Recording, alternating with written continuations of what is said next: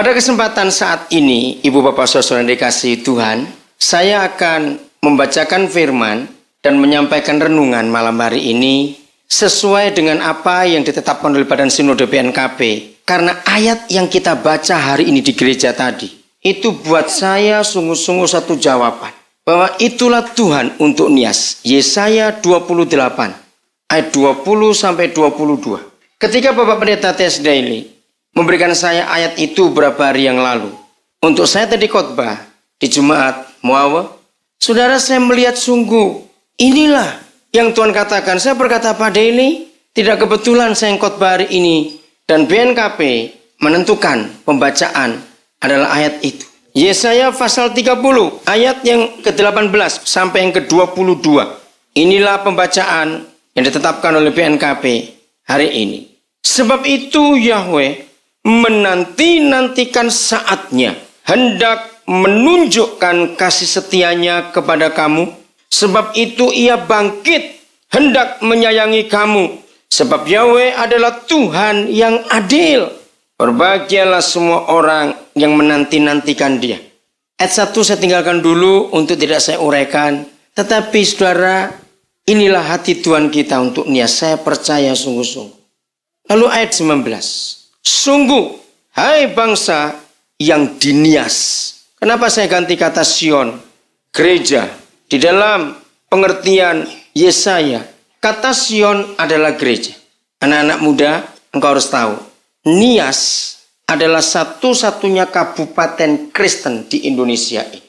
Tidak ada sebuah kabupaten. Kalau kecamatan, di beberapa daerah di Sumatera Utara ada yang mayoritas Kristen.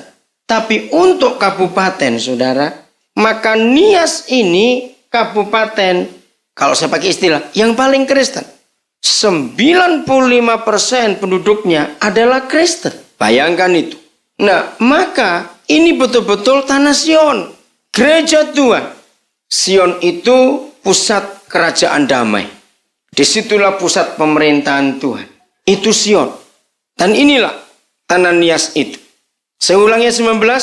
Sungguh, hai bangsa di Sion, hai bangsa di Nias, yang diam. Yerusalem itu tempat bait suci Tuhan didirikan.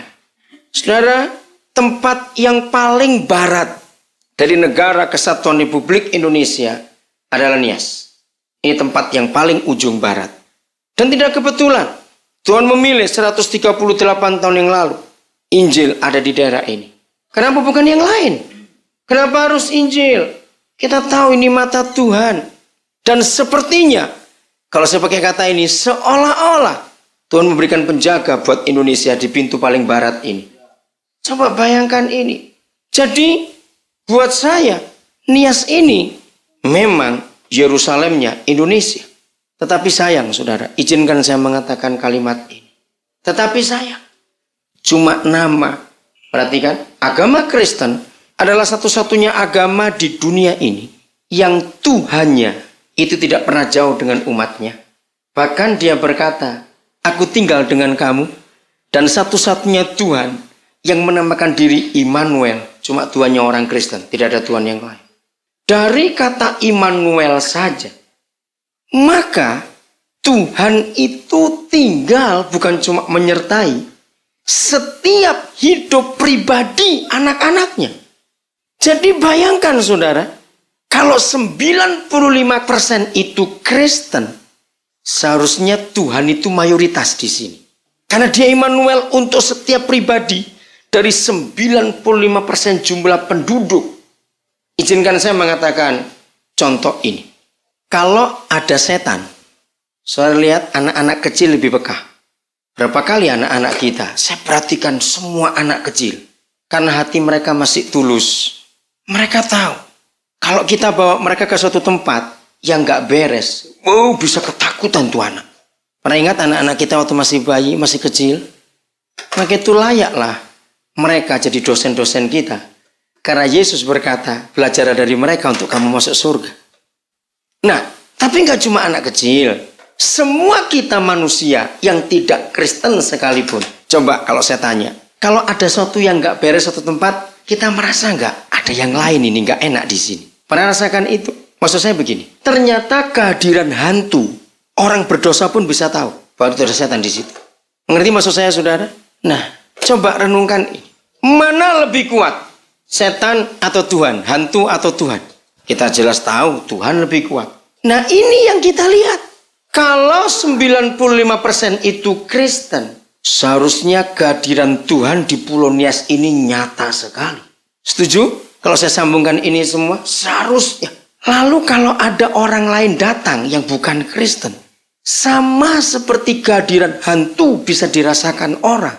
Seharusnya kehadiran Sang Immanuel itu harus bisa lebih dirasakan sebab dia lebih kuat daripada setan-setan itu.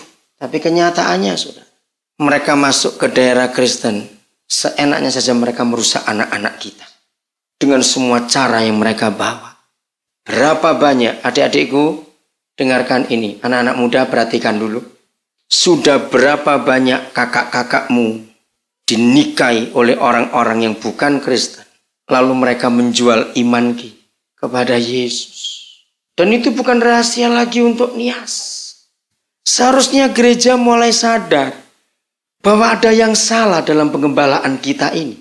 Sampai anak-anak kita satu persatu dicuri. Hanya gara-gara seks. Hanya gara-gara uang. Hanya gara-gara materi. Mereka menjual kekekalan. Bukankah kita tahu tidak ada jalan lain ke surga kecuali lewat Yesus Tuhan kita? Lalu kita membiarkan. Maka itu adik-adik, jaga dirimu. Orang-orang tua kita mengizinkan Roh Kudus bekerja dalam kehidupan kita. Supaya anak-anak kita tidak dicuri lagi. Jangan biarkan iblis merusak. Kemarin waktu kami di Lahewa, tolong kalau ada pengurus sinode, harus itu. Lahewa itu pusat kekristenan. Saudara, tapi mereka yang lain pakai corong di atas tempat ibadah mereka. Saya memberi kesaksian kemarin di Lahewa dan saya minta gereja harus berani tampil seperti itu. Di Manado, yang bukan mayoritas Kristen sekarang, karena yang lain sudah lebih banyak jumlahnya. Itu pagi dan sore, mereka naikkan toa itu ke atas, saudara. Pagi-pagi jam 5 sudah ada pujian, kaset diputar. Mengapa di daerah Kristen ini kita kalah?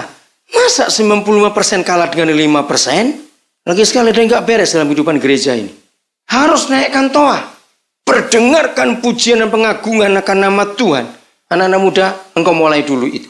Ada banyak kaset-kaset pujian sekarang kepada Tuhan. Ada banyak juga kaset-kaset khotbah. Naikkan. Kalau di tempat-tempat mereka, saudara, mereka itu kalau khotbah didengarkan di semua orang. Bagaimana menghina Yesus, mengejek kekristenan. Tidak ada yang protes. Karena itu daerah mereka.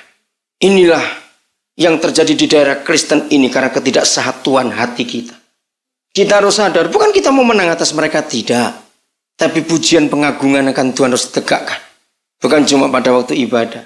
Di Kabupaten Minahasa itu saya kagum. Di Kota Madya Manado itu luar biasa. Tidak ada yang melarang. Boleh. Mereka boleh teriak-teriak sepanjang hari. Pikirkan ini. Saudara, ketika kami melihat anak-anak muda kita. Ini pertama kali saya ke Nias. Tapi cukup lama saya dengar tentang Nias. Ketika anak-anak muda kita, saya tidak tahu di kota Gunung Sitoli yang hadir malam ini. Coba kita tanya mereka. Yang mayoritas ini. Begitu mereka lulus SMA, mereka bingung tidak tahu mau kemana. Alasannya klasik. Orang tua kami miskin. Hal itu menyedihkan. Tidak boleh ada di daerah Kristen. Kata-kata itu. Sebab janji Tuhan kepada umatnya itu luar biasa. Adik-adik, saya ingin berikan ayat kepada kalian. Dan tolong orang-orang tua perhatikan. Beri tanda Yesaya 30, nanti kita kembali ke situ. Ulangan pasal 26. Kita akan melihat fakta yang luar biasa ini. Ulangan 26. Mulai ayat 16. Sampai yang ke-19. Kata penutup mengenai pemberitahuan hukum Taurat. Dengan kata lain, inilah kesimpulan seluruh Taurat. Jadi kalau gereja, orang-orang Kristen melakukan firman Tuhan yang diperintahkan. Saudara, dampaknya, efeknya, akibatnya itu enggak main-main. Dan ini seharusnya terjadi di daerah yang Kristen 95% ini. Dan apalagi Injil sudah 138 tahun. Tapi wajah kemiskinan masih begitu dominan. Begitu kita keluar sedikit dari Gunung Sitoli ini. Nggak usah jauh-jauh. Begitu kita tinggalkan Muawa, masuk ke Teluk Belukar, sampai ke Lotu. Terus hanya kemiskinan, kesengsaraan. Anak-anak muda nganggur, diam-diam di rumah duduk-duduk merokok saja. Orang-orang tua juga begitu, cuma tunggu. Apa? Menyedihkan keadaan ini. Dan kalau kita baca, maka itu adik-adikku perhatikan. Kepada kalianlah kami berharap. Jadilah engkau orang-orang hebat untuk Nias pada waktu yang akan datang ini. Dan saya harap setelah semua kita orang-orang tua dan tokoh-tokoh masyarakat ini membaca hukum ini, ada pertobatan dalam diri kita. Dan jangan bangga hanya keturunan Kristen, tetapi tidak melakukan kebenaran itu. Ini kata penutup mengenai pemberitahuan hukum Taurat. Pada hari ini, Yahweh Tuhanmu memerintahkan engkau melakukan ketetapan dan peraturan ini. Memerintahkan pada hari ini. Lakukanlah semuanya itu dengan setia. Dengan segenap hatimu dan dengan segenap jiwamu. 3 hal ini. Lakukan dengan setia, dengan segenap hati, dengan segenap jiwa. Engkau telah menerima janji daripada Yahweh pada hari ini. Bahwa ia akan menjadi Tuhanmu. Tidak dukun, tidak setan, tidak roh orang mati. Yang mesti disembah oleh orang Nias yang mengaku Kristen. Lagi sekali apa kerjanya gereja, apa khotbah di gereja. Tidak bisa merubah orang Nias. Sehingga masih percaya adat istiadat nenek moyang. Melanggar peraturan firman Tuhan ini. Engkau telah menerima janji daripada Yahweh pada hari ini. Bahwa ia akan menjadi Tuhanmu, anak-anak muda. Bukan VCD, bukan pornografi jadi Tuhan kalian. Dengarkan ini baik-baik. Yesus Tuhan kita adalah Tuhan yang sesungguhnya. Bahwa ia akan menjadi Tuhanmu dan engkau pun akan hidup menurut jalan yang ditunjukkannya. Dan berpegang pada ketetapan, perintah, serta peraturannya. Dan mendengarkan suaranya. Dan Yahweh telah menerima janji daripadamu pada hari ini. Apakah gereja di Nias bisa dinilai seperti ini oleh Tuhan? Bahwa Tuhan menerima janji anak-anak kita. Dan janji kita orang-orang tua. Dan janji kita para majelis, para pendeta. Para pejabat Kristen. Bahwa pada hari ini Tuhan menerima janji kita. Untuk hidup mentaati semua peraturan itu.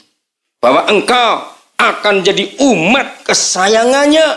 Seperti yang dijanjikannya kepadamu. Dan bahwa engkau akan berpegang pada segala perintah. Dampaknya ibu bapak, adik-adikku. Kalau kita menerima janji dari Tuhan dan melakukannya. Lalu Tuhan menerima janji dari kita. Enggak main-main. Ini harapan Tuhan untuk Nias. Daerah Kristen. Kabupaten terkristen di Indonesia. Ayat 19. Dan ia pun akan mengangkat engkau. Di atas segala bangsa. Yang telah dijadikannya. Diangkat orang Nias. Diangkat. Ditinggikan di antara segala bangsa di Indonesia ini. Dan seluruh dunia. Untuk menjadi, perhatikan. 1. Terpuji. 2. Ternama. Dan 3. Terhormat. Maka engkau akan menjadi umat yang kudus bagi Yahweh Tuhanmu. Seperti yang dijanjikannya. Saya hamba Tuhan. Bukan hamba organisasi. Maka saya berani menyampaikan firman Tuhan. Saya tidak pernah takut kepada siapapun juga. Kecuali Tuhan yang saya takuti dalam hidup. Maka itu kalau ada orang Nias tersinggung dan marah. Karena firman ini. Dia harus bertobat lebih dulu. Izinkan saya malam ini membuka saudara, ibu bapak. Dan jangan bangga dulu. Mayoritas Kristen tapi masih jadi tukang becak. Maafkan saya. Saya tidak menyinggung, tapi saya berkata fakta malam hari ini. Mana terpuji, mana ternama, mana terhormat. Kalau anak-anak kita masih becak semua. Siapa jadi tukang becak di Medan? Siapa jadi tukang becak di Padang dan tempat lain? Maaf. Orang tahu itu orang Nias. Jangan tersinggung. Ini fakta. Harus merubah kehidupan kita. Orang-orang kaya di Gunung Sitoli tidak bertobat. Hanya memperkaya diri. Maaf. Anak-anak kita di kampung-kampung banyak yang pinter-pinter. Tapi tidak punya uang. Sedikit orang-orang kaya yang di kota memperhatikan anak-anak itu. Tahun 80-an, saudara, ada peneliti HAM internasional. Becak itu sangat tidak manusiawi. Maka itu pemerintah di Jakarta, Surabaya, di Semarang menghapuskan. Tahun 80-an awal, saudara, penelitian para ahli genetika, ginekolog, ahli keturunan dari Fakultas Kedokteran Airlangga Surabaya itu meneliti nasib tukang becak. Ditunjukkan kepada umum, tukang becak itu tidak pernah bisa punya keturunan yang baik. Sebab ginjal mereka itu sudah rusak dengan ngenjot itu tadi. Apalagi Gunung Sitoli, daerah tanjakan. Dan hampir 80% anak-anak muda. Dan berapa kali saya naik becak, pasti anak muda Kristen. Saya tidak tahu ada yang Islam enggak. Karena saya mau cari mereka yang Islam, saya mau bersaksi kepada tukang becak. Setiap kali saya naik tidak ketemu. Pasti nggak Kristen, cari gereja ini, gereja itu. Jadi hak asasi manusia internasional menghapuskan becak. Itu sangat tidak manusiawi. Kalau pakai motor boleh. Di Jawa, umur rata-rata tukang becak itu 50 tahun. Sudah rusak ginjalnya. Maka itu dihapus. Maaf. Ketika saya lihat itu menyedihkan sekali. Pendeta jemaat dan majelis dari Lahewa menjadi saksi. Ketika kemarin siang, mereka kumpulkan ratusan anak-anak SLTB untuk ikut seminar pagi. Kami kagum anggota tim jaringan doa Nias yang diundang ke Lahewa. Dan saya sendiri melihat calon-calon pemimpin Nias yang akan datang ratusan anak-anak SMP. Hati saya begitu bersuka cita. Saya senang kalau ketemu calon-calon pemimpin untuk berbicara. Ketika saya tanya kepada mereka, siapa yang ingin jadi pilot? Saya tunggu. Saya dorong mereka. Saya beri cerita. Siapa penemu pesawat terbang? Itu 2 kakak beradik anak pendeta. Itu penemu pesawat terbang. Setelah itu baru ada yang angkat tangan 3 orang. Tapi saya marah, saudara. Sampai pendeta Loli terkejut. Karena begitu 3 anak laki-laki ini angkat tangan. Seluruh gereja ribut, anak-anak itu mengejek, menyoraki. Saya bentak mereka. Mereka jadi terkejut juga kenapa saya marah. Saya bilang inilah karakter orang Nias. Yang tidak ingin saudaranya maju. Begitu ada orang maju diturunkan lagi dan diejek. Ini setan di Nias harus diusir keluar, saudara. Lalu saya tanya kepada mereka. Kalau kamu mentertawakan saudaramu ingin jadi pilot. Lalu kamu mau jadi apa? Jadi tukang becak lagi? Saya berkata. Ini fakta. Siapa saja yang naik, pasti ada yang iri hati. Ini kejahatan yang mengerikan di daerah Kristen ini, saudara. Kapan kita akan jadi terpuji, ternama, terhormat? Ingat, itulah kesimpulan Taurat. Ini waktunya ada perombakan besar-besaran. Kembali ke Yesaya 30. Masih 19. Sungguh, bangsa Nias yang diam di pusat kerajaan Tuhan, engkau tidak akan terus menangis. Tentulah Tuhan akan mengasihani engkau. Apabila engkau berseru-seru, pada saatnya mendengar teriakmu, ia akan menjawab. Ini janji. Maka itu saya bahagia. Hari ini dapat firman yang luar biasa untuk Nias. Maka diperlukan anak-anak Tuhan di Nias yang mau lapor ke surga atas penderitaan dan penjajahan dosa di daerah Kristen ini. Itu sebabnya gereja jangan cuma asal berdoa, tapi doalah dengan sasaran.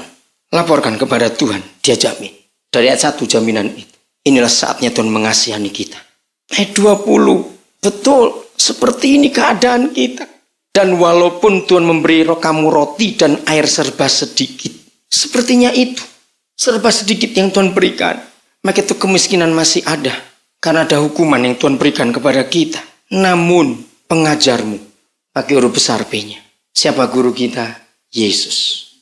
Pengajarmu tidak akan menyembunyikan diri lagi, tetapi matamu akan terus melihat dia.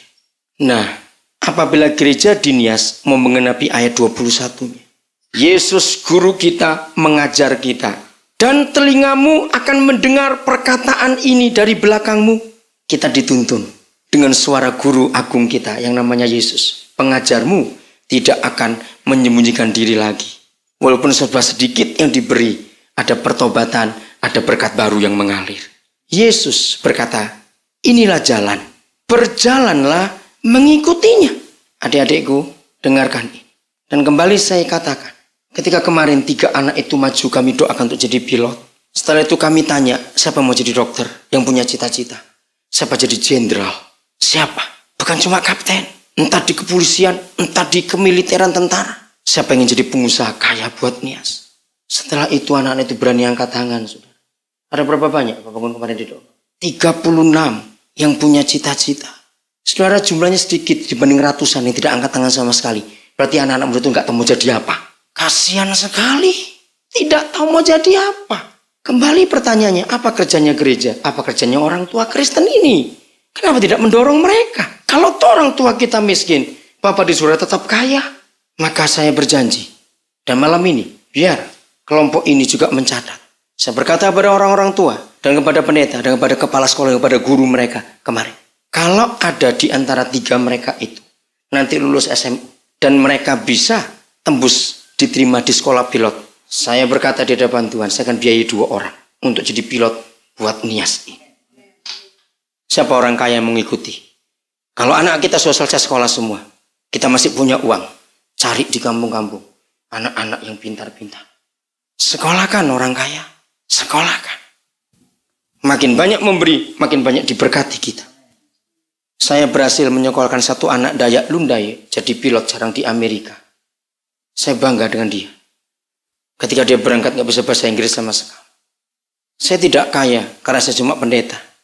Tapi saya dengan istri sudah komitmen. Setiap kali terima uang persembahan, kami selalu alokasikan untuk menyekolahkan banyak anak-anak. Sudah ada 5 anak Papua yang S2. Dan 5-limanya itu adalah orang pertama di Papua. Ketika 1 S2 MM Magister Manajemen, suku Dani perempuan Lina Yikwa lulus gempar. Sebab dia jadi orang perempuan pertama di seluruh suku di Papua yang punya gelar S2. Dan perempuan lagi. Ada di sana sulit anak perempuan bisa maju. Ketika seorang anak dari pedalaman, bapaknya pun gak bisa baca tulis sampai hari ini. Lulus S2. ITB, teknik sipil. Dia jadi master teknik sipil pertama untuk orang Papua. Oh, dia orang Katolik. Ketika saya biayai dia tanya, Bapak kan Protestan, saya Katolik. Saya berkata, selama kamu percaya Yesus, kamu saudaraku. Maka itu sampai gereja Katolik di Papua pun hormat kepada saya. Ada 1 master kesehatan masyarakat. Orang Katolik, namanya Aloysius Kiai. Yang 1 teknik sipil, master Ian Okago. Itu kami. Karena ayat itu terpuji, ternama, terhormat. 1 anak Batak namanya Martuas Sidauruk. Sekarang jadi pengacara hebat. Saya sekolahkan dia sampai master di UI, master hukum. Dan ketika dia di wisuda, saya bangga atas anak itu. Dia cacat, kakinya pincang. Ibu bapak saudara-saudara, setiap kesempatan Tuhan berikan kepada kita, waktu, tenaga, dana, nasihat, atau apa saja, doa, berikan itu buat Tuhan dan untuk orang lain. Jadi kalau kita hidup menuruti pengajar kita, inilah jalan. Berjalanlah mengikutinya. Entah kamu menganan atau mengiri. Kata ini bagus sekali. Coba nanti yang punya Alkitab bahasa Nias pulang baca lagi. Apa dalam bahasa Niasnya? Nah, ayat 22. Maaf, ya ayat 22. Ini yang harus dikerjakan. Saya tanya pada Pak Pendeta TSD ini hari ini. Kira-kira badan majelis Sinode memberikan ayat bacaan kita untuk hari ini semua PNKP khotbah dengan ayat yang sama. Maksudnya apa? Ini luar biasa. Lihat ayat 22. Engkau akan menganggap najis patung-patungmu. Yesaya 30 tadi. Engkau akan menganggap najis patung-patungmu yang disalut dengan perak atau dilapisi dengan emas. Kami datang, saudara. Ketua tim kami itu kakak Ibu Bupati Bayah. Lalu Ibu Bupati itu cerita kepada kakaknya yang juga pendoa, itulah Bu Yanti. Nah, sebagai kakak di Perjuangan adiknya, dan iparnya sebagai bupati di daerah Kristen seberat itu. Dan ketika kemarin kami tiba, kami ada di Lahewa selama 3 hari 2 malam. Bagaimana orang Lahewa cerita, itu pusatnya dukun-dukun, setan-setan. Betapa gampangnya orang Kristen sana membunuh yang lain cuma kirim sesuatu. Dan Pak Bupati berasal dari sana. Bagaimana Ibu Bupati teriak-teriak, minta tolong doa dengan semua anak-anak Tuhan di Jawa. Ketika Pak Bahaya naik, lalu berapa saudaranya, orang Kristen datang bawa dukun-dukun supaya menjaga rumah pendopo, jaga hidup, jaga begini. Kita harus bersyukur. Saudara punya seorang ibu bupati yang takut Tuhan dan dia pendoa. Lepas dari semua kekurangan kelemahannya sebagai manusia, para istri di Nias, contohlah istri bupati ini, pasti ada sesuatu. Saya suka meneliti segala sesuatu. Kalau informasi yang saya terima, itu pertanyaan saya di semua daerah. Kalau saya pergi melayani, bagaimana keadaan pemerintahnya? Saya lihat situasi masyarakatnya, bangunan-bangunan buat saya itu penting. Baru berapa saat Pak Bahaya naik jadi bupati, maka jalan-jalan utama di Gunung Sitoli diberi penerang jalan. Jadi, selama sekian lama ada kota namanya Gunung Sitoli tidak pernah punya lampu penerang jalan. Dan kalau itu dikerjakan oleh Pak Bahaya sebagai bupati, itu nubuat. Tuhan ciptakan terang untuk Nias ini. Tuhan ciptakan terang. Saudara, ketika saya 2 hari pertama keliling di kota Gunung Sitoli, saya sedih betapa amburadulnya kota ini. Kantor-kantor dinas pemerintahan terpencar-pencar begitu jauh. Itu menyusahkan rakyat. Di mana-mana pemerintahan itu di satu jalur supaya masyarakat nggak repot. Nah, buat saya ini hal yang aneh.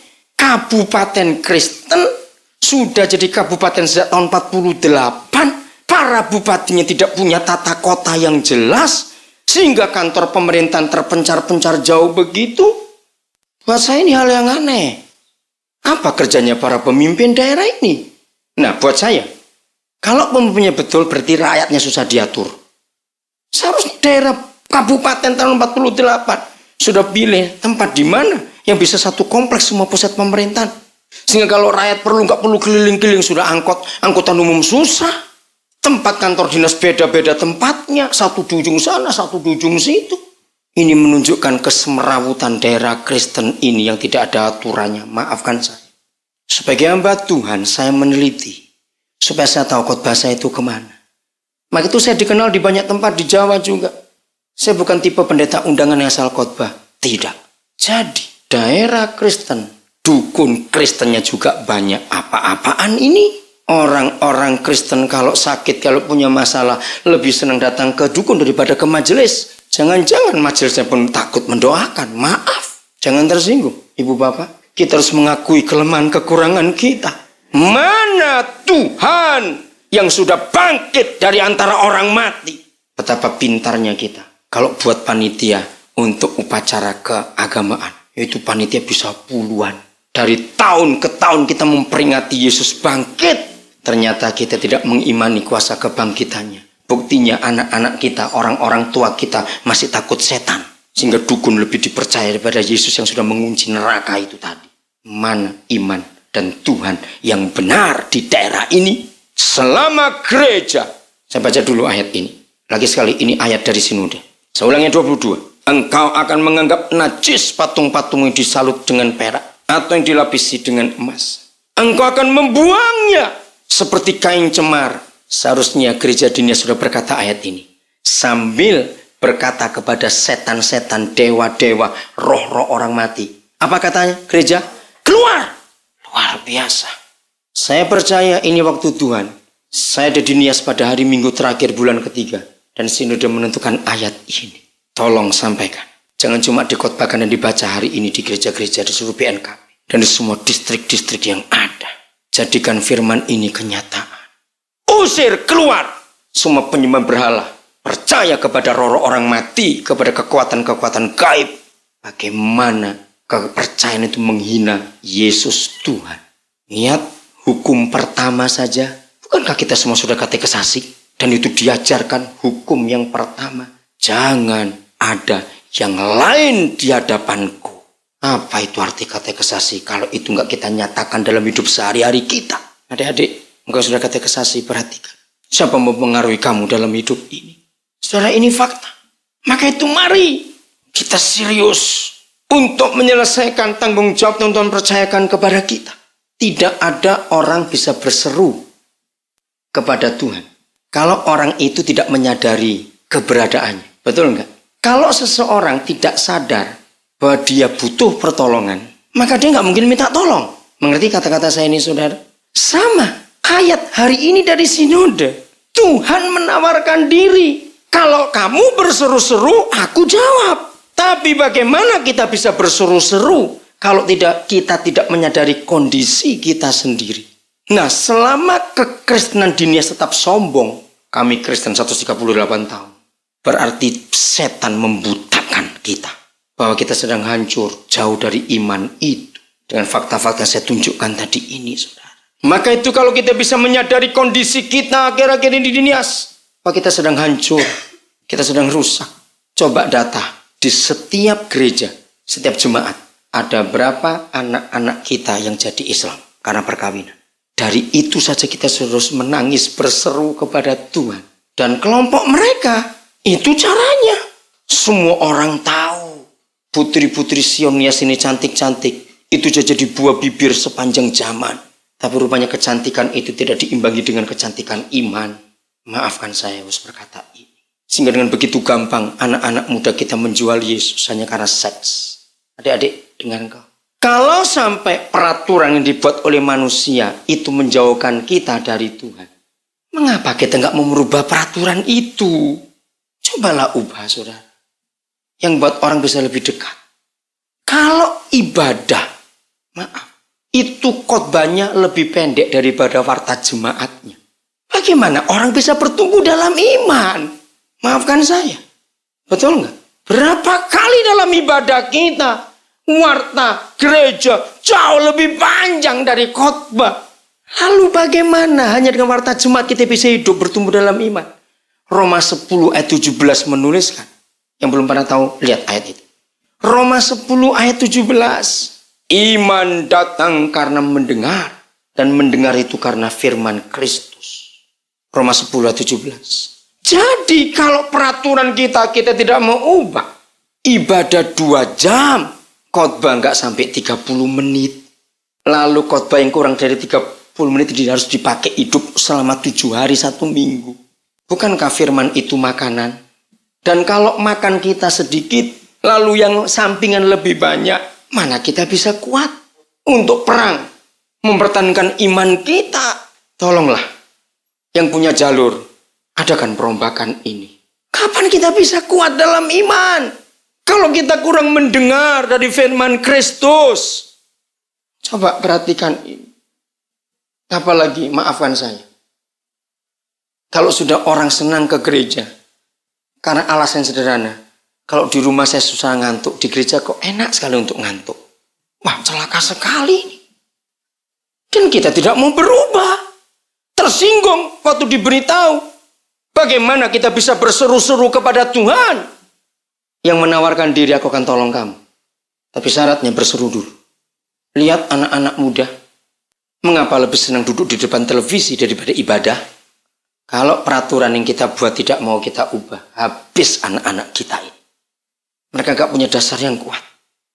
Karena lebih banyak tata cara yang kita lakukan daripada mereka dengar firman pengajaran. Saudara, suatu ciri dan yang Yesus katakan, apabila kita orang Kristen tidak suka firman, dengarkan ini, maka setan-setan akan ngeroyok kita.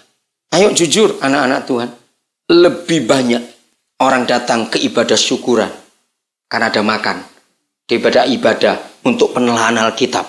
Lihat saja, kalau ada ibadah, ayo kita ada ibadah doa, ibadah bahasa atau istilahnya macam-macam.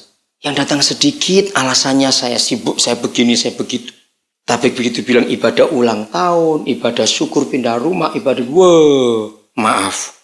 Itu menunjukkan anak-anak Tuhan tidak suka firman. Mana kita bisa sehat kalau kita tidak makan firman? Ini makanan yang sesungguhnya. Yohanes 15 ayat 3. Perhatikan itu baik-baik. Yohanes 15 ayat 3. Silakan, saudara lihat. Sederhana. Yesus berkata begini. Kamu memang sudah apa? Sudah bersih. Kamu memang sudah bersih. Bukan karena deterjen ini itu. Karena apa? Karena semua firman yang telah kusampaikan kepadamu. Jadi yang bisa menyucikan kita dari semua kekotoran dunia ini bukan ibadah, ibu bapak saudara-saudara. Yang bisa menyucikan kita dari semua kenajisan dan kecemaran dunia bukan doa. Firman ini yang menuliskan. Yang bisa menyucikan kita dari semua kekotoran dunia hanya firman, firman, firman, dan firman. Sebersih apa pakaian yang kita pakai, begitu kita gunakan, langsung kotor. Betul? Dan kalau kotor, kita cuci hari itu. Yohanes 15 ayat 3. Jadi tanpa firman, tidak mungkin. Maka itu harus dirombak. Penyampaian firman di ibadah-ibadah, apalagi ibadah minggu, itu penting. Harus lebih panjang daripada pengumuman atau warta jemaat. Setuju tidak? Karena ini firman Tuhan.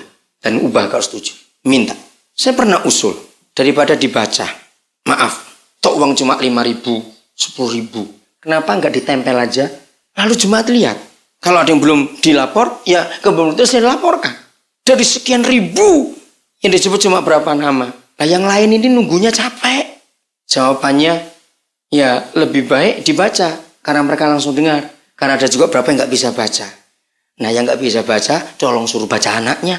Kan sama saja, saya bilang begitu. Jawabannya, wah susah, ya sudah. Saya usul. Tanpa firman, iman Kristen tidak akan bertumbuh dengan baik.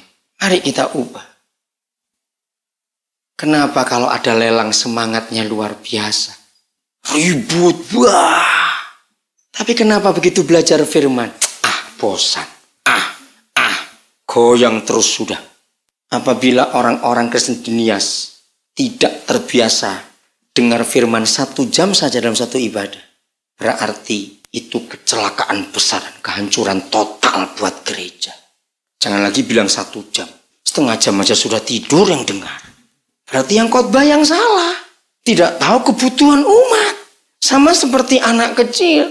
Kalau dia nggak suka makanan itu, nggak cocok buat dia, mau dipaksa. Sampai 4 jam pun nggak habis tuh makanan, cuma berapa sendok. Sama dengan kita anak-anak Tuhan makan makanan surga. Para pengkhotbah harus tahu menu dari surga. Lagi sekali, para pengkhotbah harus tahu menu dari surga. Sebab yang tahu kebutuhan jemaat itu cuma gembala yang baik.